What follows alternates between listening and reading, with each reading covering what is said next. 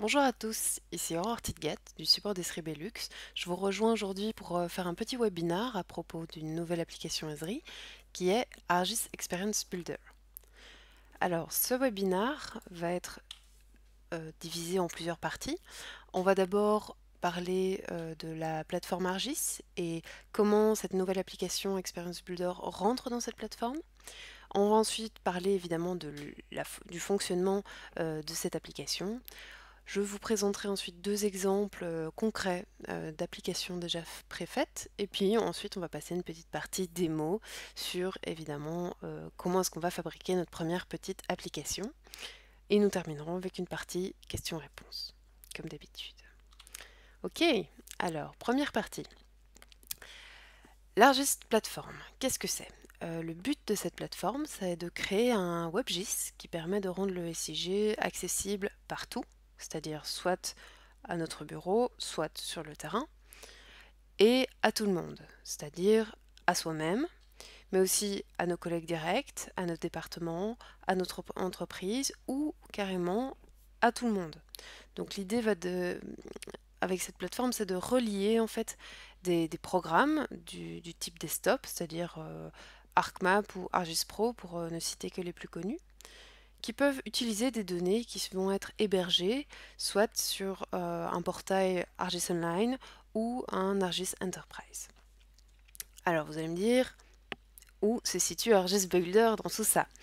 Eh bien, ArcGIS Builder, c'est une application qui fait partie de cette plateforme, qui est intégrée dans cette plateforme. Qui a le droit d'utiliser cette application? Tout d'abord, tous ceux qui ont accès à ArcGIS Online ou ceux qui ont un ArcGIS Enterprise 10.8.1 ou supérieur. Il existe également une version développeur qui donne l'accès à cette application. Pour avoir accès à l'application, il faut se rendre sur le site experience.argis.com. Voilà, on a parlé de la plateforme ArcGIS. Maintenant, qu'est-ce que c'est au final ArcGIS Experience Builder? Eh ben, c'est une application qui va vous permettre de créer d'autres applications. Esri appelle ces nouvelles sortes d'applications web des expériences, car elles sont vraiment très complexes. Elles permettent d'avoir vraiment une multitude de fonctionnalités. Elles vont mélanger des mises en page poussées, du contenu, que ce soit du contenu évidemment cartographique, mais aussi du contenu multimédia. On va pouvoir ajouter des widgets qui sont assez flexibles et on va pouvoir intégrer de la 3D, de la 2D qui vont pouvoir interagir entre elles. Donc tout ça, c'est vraiment quelque chose. Voilà, l'application permet vraiment d'aller très loin dans la création des web apps. Alors, qu'est-ce qui caractérise un peu cette nouvelle application? On a vraiment 6 points principaux. On a tout d'abord le fait que l'ArcGIS Experience Builder, c'est une plateforme qui va regrouper toutes vos applications à un seul endroit. Vous allez pouvoir les créer, les déployer, les gérer, les modifier, tout ça au même endroit, ce qui est quand même extrêmement pratique. Vous aurez un choix de type de création qui est énorme. Vous allez pouvoir choisir si votre application va être sur une seule page, sur plusieurs pages, si elle va être centrée sur une carte ou pas, s'il va y avoir un affichage fixe, un affichage défilant, vous allez pouvoir définir des thèmes, des fonctionnalités, enfin voilà, il y a énormément de possibilités de configuration et tout ça, ce panel de possibilités va dépendre évidemment de votre message, de ce que vous voulez faire passer via cette application. L'intérêt suivant, c'est évidemment tout ce qui est contenu 2D et 3D. Beaucoup d'applications Esri permettent de faire l'un ou l'autre. Ici, l'avantage de cette nouvelle application, c'est qu'on va vraiment pouvoir passer du 2D à la 3D avec une interaction entre les deux, ce qui est assez nouveau. Ensuite, on a une interface qui est moderne. Il est en effet, vous allez le voir quand je vais vous faire la petite démonstration, c'est assez convivial, c'est assez accessible à tous. L'intérêt évidemment de cette nouvelle application, c'est que surtout, il n'y a pas de codage. Nous avons aussi une conception qui est axée sur le GSM. En effet, ArcGIS Experience Builder a été développé avec une vision pour les GSM, pour les mobiles. Les mises en page vont être très adaptatives par rapport à ça. Évidemment, il y aura aussi la possibilité de le faire une visualisation sur un écran de GSM, un écran de tablette et un écran d'ordinateur. Vous aurez aussi la possibilité ici de choisir la résolution et la taille de l'écran qui vous intéresse. Ce qui vous permet évidemment de vraiment pouvoir customiser comme vous le voulez vos applications web. Et finalement, un dernier intérêt, et qui n'est pas des moindres, c'est que vous allez pouvoir avoir le choix, soit vous partez de zéro et vous inventez complètement votre application, soit vous pouvez utiliser des modèles qui sont déjà préexistants, qui sont vraiment, vraiment très sympas. Vous allez pouvoir ajouter tout plein de widgets qui vont être interconnectés. Vous allez simplement, avec du glisser-déposer, pouvoir ajouter ces widgets et les connecter à vos données. Et dernier élément quand même chouette aussi, c'est qu'il est possible d'enregistrer vos propres modèles. Donc une fois que vous avez fait votre application, qu'elle vous plaît, vous pouvez toujours enregistrer cette application comme modèle, comme template, et pouvoir la réutiliser ensuite pour une autre application que vous allez créer. Donc l'avantage, je dirais, de ce nouveau produit Esri, c'est qu'il s'adapte totalement à vos besoins. Maintenant, comment est-ce que ça fonctionne? L'ArcGIS Experience Builder, on va commencer par démarrer en choisissant un modèle préexistant ou on démarre de zéro. Ensuite, on va pouvoir choisir un thème. Donc ça va être une couleur de l'entête, les couleurs de pied de page, pour chaque page de l'application. Vous allez également pouvoir étendre ce thème, par exemple, au widget que vous allez utiliser. Vous avez aussi ensuite la possibilité de sélectionner vos différentes données, que ce soit des cartes web, des scènes web, ou les deux ensemble. Vous allez ensuite ajouter des widgets. De nouveau, tout ça dépend un peu de ce que vous voulez faire avec votre application. Et puis vous allez connecter vos widgets. Donc vous allez par exemple pouvoir ajouter une localisation, un full screen, un menu pour accéder aux plusieurs pages, voilà, ce genre de choses. Ensuite, on va pouvoir évidemment vérifier la mise en page, déjà définir si elle est déroulante ou pas, fixe ou pas, mais surtout vérifier qu'en fonction des écrans, des supports qu'on va utiliser, des périphériques, est-ce que tout va bien dans l'application? Oui, non, et en fonction, on peut adapter, changer les cadres pour améliorer la situation. Ensuite, évidemment, on va terminer par enregistrer, prévisualiser et publier. Alors une petite fonctionnalité supplémentaire avec ce nouveau produit, c'est qu'en fait il va reprendre des caractéristiques qui existent déjà dans 4 autres applications Esri et qui va permettre en fait d'utiliser ces fonctionnalités, si vous le désirez, et les mettre vraiment dans une interconnexion. Pour prendre un exemple, vous avez la possibilité d'avoir des cartes web au centre de votre page. Ça, c'est une particularité qui existait dans le Web App Builder. Toutefois, vous n'êtes pas obligé, vous avez aussi la possibilité de ne pas mettre de carte. Vous avez aussi la possibilité de faire un menu déroulant, comme dans StoryMap. Vous pouvez mettre soit en une page, soit en plusieurs pages. Également, en une page, c'est comme StoryMap, même si maintenant il existe des collections de StoryMap qui vous permettent de mettre plusieurs pages, mais vous verrez qu'il y a quand même une subtilité qui est un peu différente.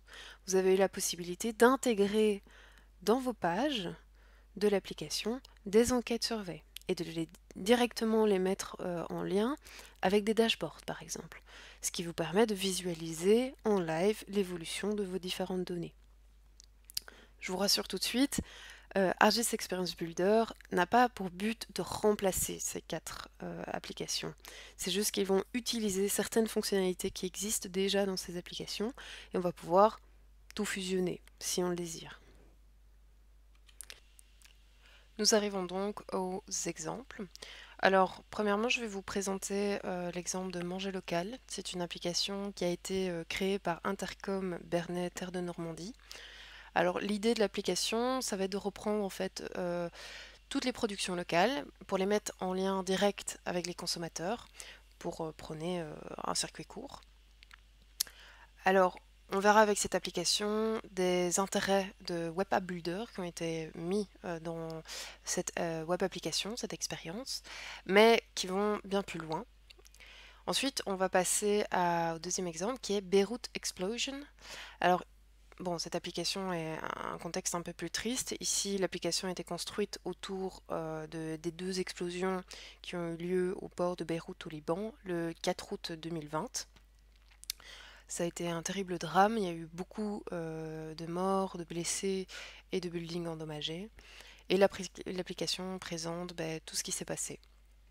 On va voir dans cette application plusieurs fonctionnalités intéressantes, par exemple les fonctionnalités dashboard. On va voir aussi la 3D et le swipe, le balayement. Ok, on va tout de suite ouvrir ces applications. Oups, je commence avec manger local. Voilà, alors premièrement, vous le voyez tout de suite, on arrive sur un message d'accueil qui nous explique un petit peu le contexte de l'application, le but qu'il a créé, ainsi de suite. Alors, on a ce message d'accueil qui est ici. Vous allez ensuite remarquer qu'on a toute une série de pages. Toutes ces pages auront des thèmes différents. Comme vous pouvez le comprendre, on a des points de vente, ensuite on a fruits et légumes. Donc ça va être toute une sélection qui va être faite sur les fruits et légumes dans les points de vente. Vous voyez que le fond d'écran ici a été modifié. On a aussi un banner, l'en-tête, qui va être chaque fois le même, voilà, en fonction des pages qu'on va aller voir. On peut customiser exactement ce qu'on veut. On va commencer par la deuxième page. Ici, c'est ce qu'on est on est directement dans une carte en fait. Là, on reprend vraiment les fonctionnalités de Web App Builder classique. On a une légende, on a différents points sur la carte, on peut zoomer, dézoomer. On va voir une série de couches qu'on peut montrer, pas montrer, comme on veut. On peut faire des filtres également. On a des basemaps qu'on peut changer. Voilà, on a toute une série de widgets. On peut faire un full screen. Toute une série de widgets que vous connaissez déjà sûrement, qui sont présents ici pour indiquer les différentes productions locales. Ensuite, on va aller dans les différentes autres pages, mais en fait on voit qu'il y a un filtre qui est fait, que ces autres pages représentent tout ce qui est fruits et légumes. Donc on voit il y a une petite icône qui représente les fruits et légumes. Si maintenant je vais cliquer sur ma première ferme, on voit qu'il y a eu un zoom automatique qui a été fait et on a été chercher l'information de cette ferme. On peut aller voir plus de détails. Voilà, ici on a toutes les informations, les heures d'ouverture, les personnes de contact, et ainsi de suite. On voit qu'on peut également avoir des liens directs vers les médias sociaux, le site, et ce genre de choses. Voilà. On peut également directement cliquer sur la carte. Voilà. On a un zoom qui est fait et la ferme sélectionnée arrive. On va voir que pour chacune des autres pages, c'est toujours le même principe. Vous imaginez que l'idée, voilà, c'est en fonction de ce que vous voulez acheter, vous avez directement l'information dans la région de ce que vous voulez. On va maintenant s'intéresser à la dernière page, qui est ici de nouveau une page type texte, où on peut indiquer ce qu'on veut, comme ici on a une politique de confidentialité, on a le type d'hébergement, donc Argus Online, pour ne pas le citer, l'édition, on peut également mettre des liens avec différents sites. On voit qu'on a un slogan ici en haut, qui est dans l'entête, on a des liens directs vers le site, comme vous le voyez. Et puis on peut retourner sur la page menu, sur la page Home, et on revient à la base. Ok, ça c'est pour notre première application. Maintenant on va aller dans la deuxième application, deuxième exemple, qui est donc l'explosion de Beyrouth, le 4 août. On va commencer par explorer l'application. Voilà, on arrive directement sur un dashboard qui nous présente avec une carte les différents buildings en rouge qui ont été endommagés, en jaune ceux qui sont en réparation et en vert, bon il n'y en a pas encore beaucoup, mais ceux qui sont déjà réparés. On a ici directement les chiffres, donc on voit qu'on n'a que 1% malheureusement qui est déjà réparé et on a un peu moins de 50% qui sont encore endommagés. On va pouvoir faire des filtres en fonction des zones. Donc si je prends par exemple la première zone, voilà, on est sur la première zone. Ici, vous voyez que le dashboard va directement se mettre automatiquement à jour. Donc là, dans cette zone, on a encore 81% des buildings qui sont endommagés. Voilà, on peut faire pareil, hein, on peut aller voir ici les parcelles. Je vais reprendre la parcelle 1, prendre ma sélection 1. On a 25 parcelles qui sont disponibles dans cette zone. Si je retire mon filtre, hop, ben on est à 21 000 en fait parce qu'on reprend toutes les parcelles de la ville. On a une indication sur le point 0, ici l'endroit où a eu lieu l'explosion. Et on peut également mettre en lien différentes photos. Alors pour ça je vais un petit peu zoomer. Vous voyez qu'il y a une nouvelle couche qui apparaît. Ce sont tous des points. En fait tous ces points représentent une photo, une image avec une date. On peut aller zoomer. Et lorsqu'on zoome, ben, vous voyez qu'en fait directement à droite ça se met à jour et on va se centrer sur les photos qui sont visibles à l'écran. Alors je ne vais pas vous présenter les 3 suivantes pages parce que ça représente également des dashboards avec des thèmes un peu différents. On va plus s'attarder sur avant-après. Ici c'est une fonctionnalité assez intéressante aussi, c'est qu'on peut faire un swipe, un balayement. On voit qu'on peut bouger dans la carte et qu'on peut également aller de droite à gauche. Et on peut voir là où a eu l'explosion par exemple, on voit clairement que le bâtiment a carrément disparu dans la mer, quoi. Voilà, c'est assez impressionnant. Et enfin, une autre caractéristique intéressante de cette application, c'est qu'on a une visualisation 3D de la ville qui est reliée à des points de vidéo. Donc ici par exemple, on a une première vidéo qui montre l'explosion.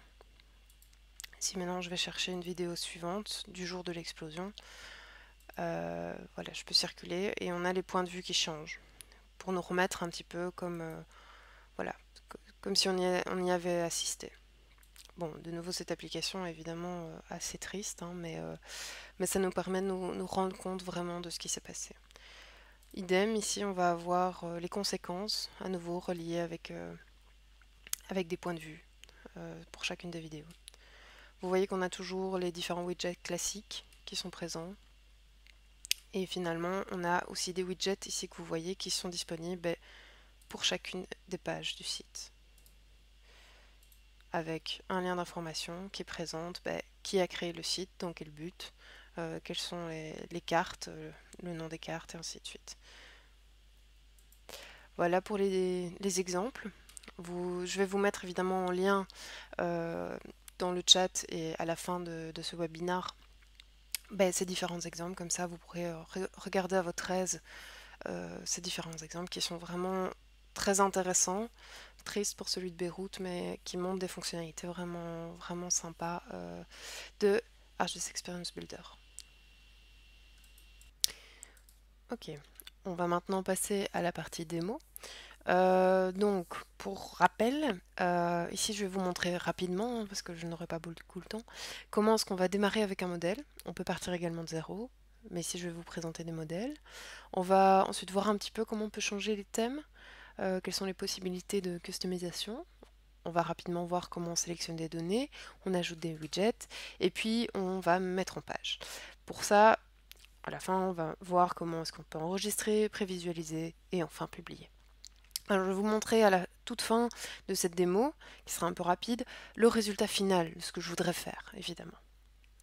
Alors, tout, évidemment, va commencer sur, voilà, ArcGIS Online. Alors, ça aurait pu être ArcGIS Enterprise, mais ici, dans mon cas, je vais démarrer avec ArcGIS Online. On est dans la page Home de ArcGIS Online. On va ensuite cliquer sur les 9 petits points. Ici, vous voyez apparaître toute une série d'applications. Celle qui va nous intéresser, c'est Experience Builder. C'est parti. Voilà, on arrive sur une plateforme qui est dédiée aux différentes applications. Vous voyez qu'ici, il y a déjà 3 applications qui ont été créées pour le webinaire en néerlandais, et enfin, le final que je vous présenterai à la fin de cette petite démo pour le webinaire français. Dans notre cas, on va créer un nouveau. Voilà. Ici, on arrive sur toute une série de templates. Soit on démarre de zéro, donc ici avec des modèles par défaut, on va dire, hein, avec une description générale de ce qu'on a dans le template. Ensuite, on aura My Template, et vous enregistrez les vôtres, ce qui n'est pas le cas chez moi. Ceux de mon organisation, ceux de mes groupes, et ici, je vais vous montrer quelques exemples assez chouettes d'Argis Online. Alors, vous voyez qu'on a de nouveau une description hein, sur chacun des templates, mais on peut également aller prévisualiser. Ici, je vais vous montrer le template présentation. Ça va sans doute vous faire penser un petit peu à PowerPoint parce qu'il a été écrit et développé un peu dans cette idée.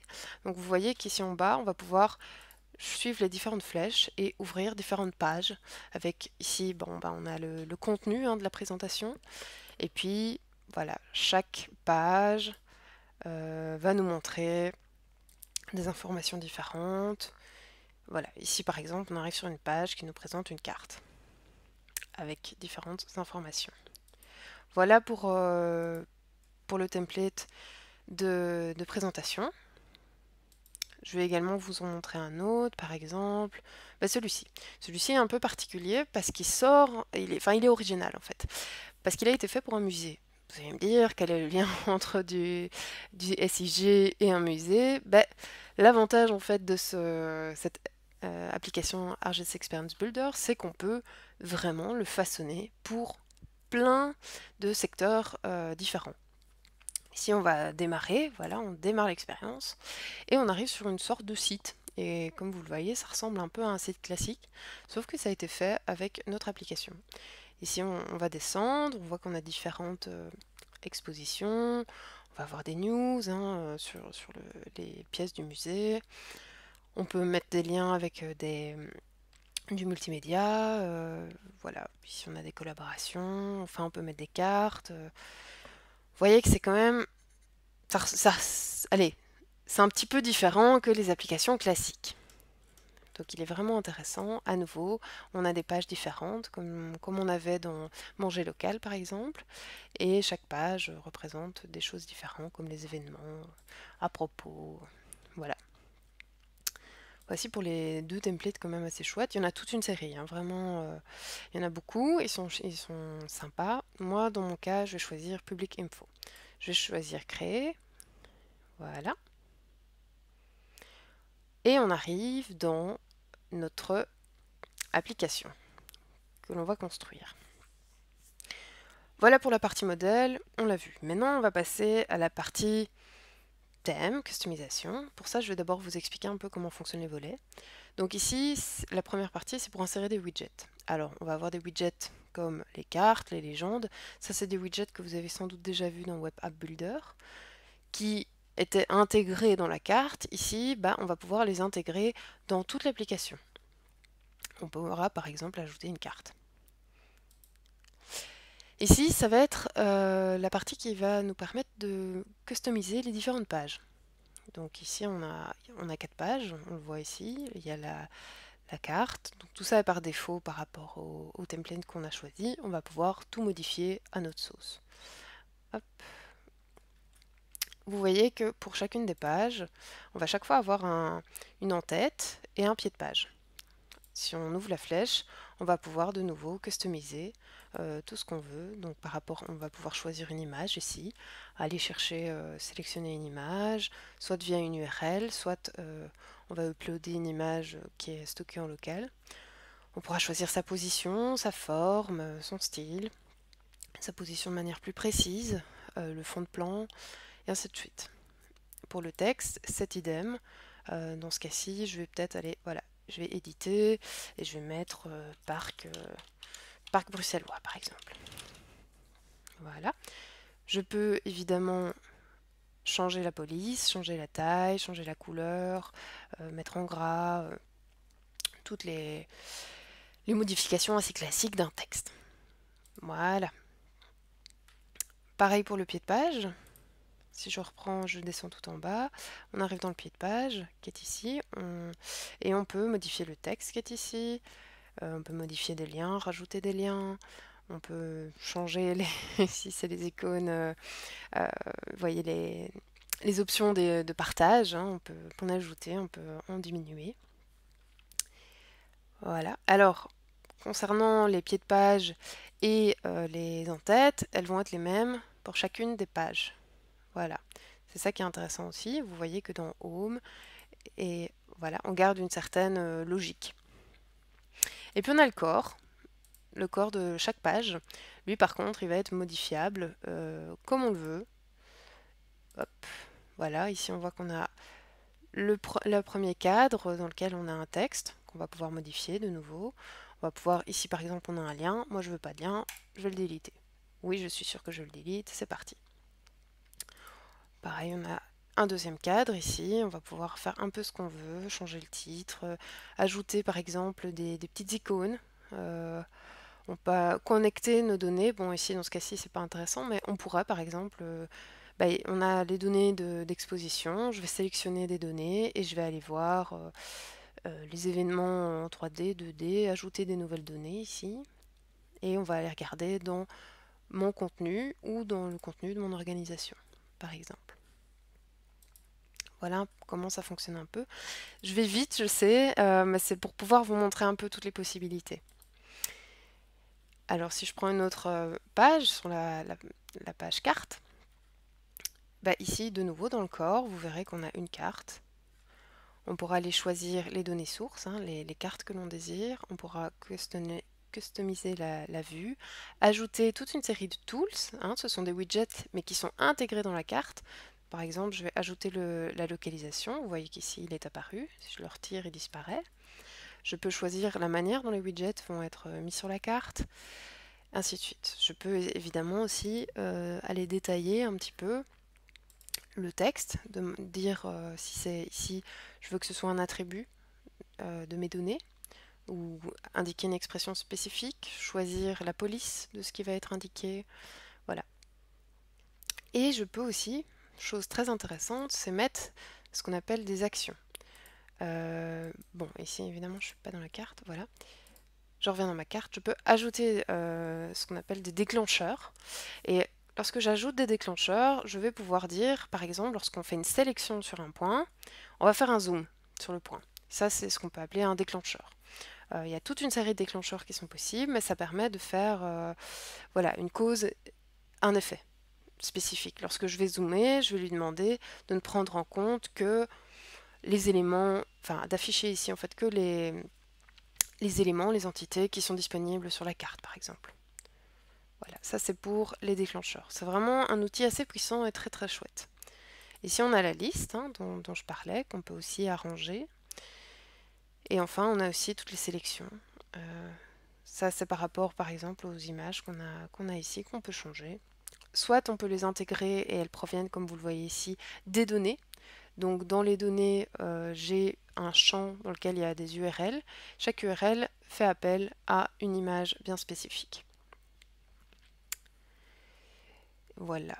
Je vais peut-être vous présenter maintenant les données. Voilà. Ici, on a une web scène et une web map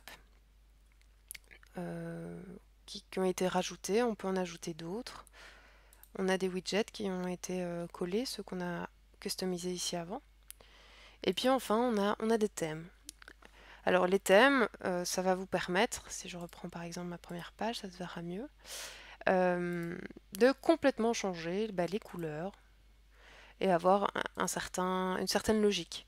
Alors bien sûr, vous pouvez modifier vous-même les thèmes et les customiser afin de pouvoir les réutiliser dans d'autres applications.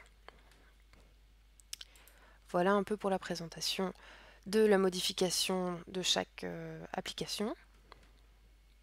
Ici, je vais vous montrer une chose intéressante, c'est la mise en page. Donc ici, on est pour un écran d'ordinateur classique. On va pouvoir changer les résolutions. Vous voyez qu'il va automatiquement se mettre à jour, changer un petit peu la disposition. Et c'est là qu'on va pouvoir vérifier si ça fonctionne ou si ça ne fonctionne pas. Par exemple, ici, voilà, on est sur un écran très très large. On voit que tout ça est un petit peu étalé, écrasé. C'est pas très très joli. Si maintenant je prends un écran tout petit, on voit que voilà, l'application, ça fonctionne encore assez bien. Pareil, ici, je vais pouvoir prendre une vision de tablette. Voilà, et, avec un fil déroulant, vous voyez que la disposition a changé et je peux de nouveau la customiser. Et puis un écran de GSM, idem. Là, je peux de nouveau changer la résolution et je peux changer évidemment de page pour voir comment ça donne. Vous voyez que la disposition est complètement différente que si j'avais un ordinateur. Ça, c'est par rapport à la mise en page. Évidemment, une fois que toute votre modification est faite, il faut enregistrer. Une fois qu'il est enregistré, je peux prévisualiser. Alors vous voyez que moi, mon écran est très très large.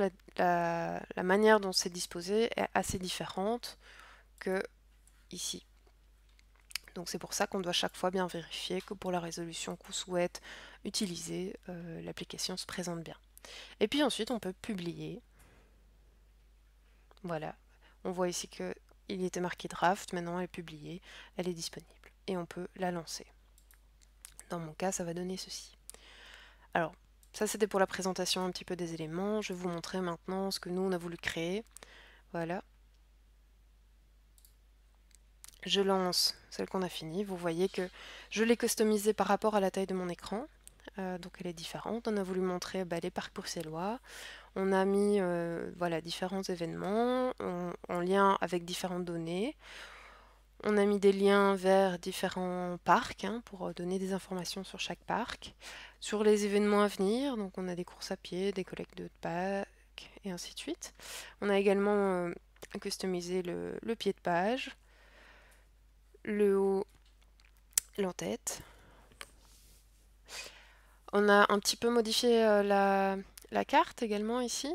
On va pouvoir sélectionner, ici la sélectionner de parc.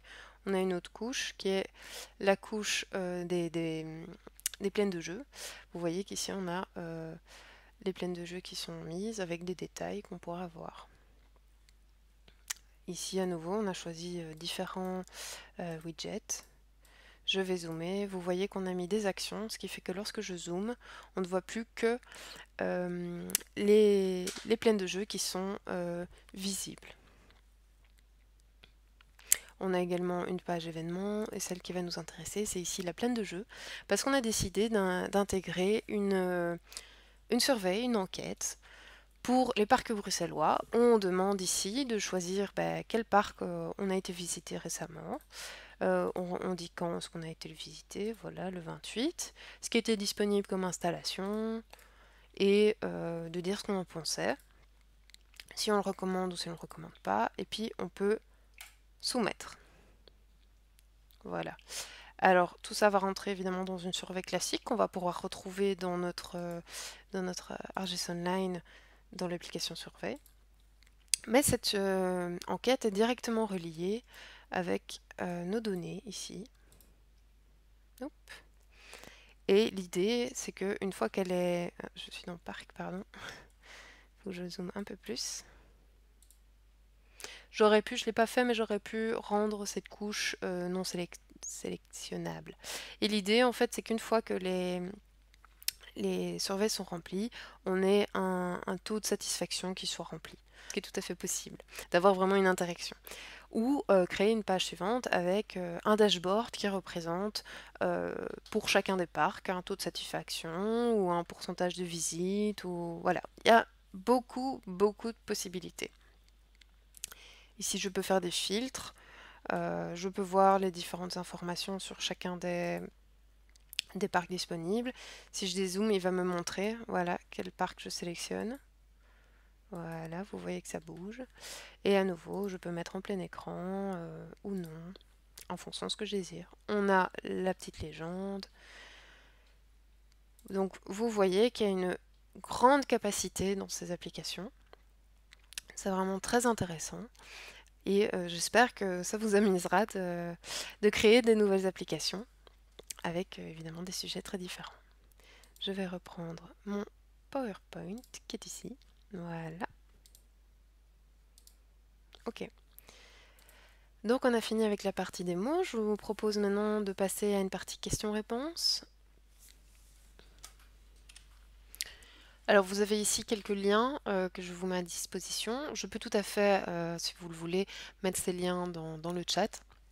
Comme ça, vous pourrez aller directement voir vous-même les différents exemples qu'on a présentés. Donc les deux premiers, c'est ceux que je vous ai présentés. J'en ai rajouté deux autres, au cas où ça vous intéresse. Alors j'en profite pour vous parler du prochain webinar qui aura pour sujet la visualisation en 3D sur ArcGIS Pro et ArcGIS Online. Il aura lieu le 28 mai, donc vous pouvez déjà désormais vous inscrire sur le site d'Esri Belux. J'espère que vous y serez. Et enfin, je vais vous parler également du prochain training qui a lieu le 31 mai et jusqu'au 1er juin. Il aura pour sujet utiliser ArcGIS au sein de votre organisation. Donc l'idée c'est de vous introduire à l'ArcGIS Platform et de vous faire découvrir différentes applications qu'on peut mettre en lien avec des logiciels desktop comme ArcGIS Pro. Alors si vous avez n'importe quelle question, vous pouvez évidemment nous contacter, que ce soit des questions techniques, vous pouvez appeler le support technique dont je fais partie.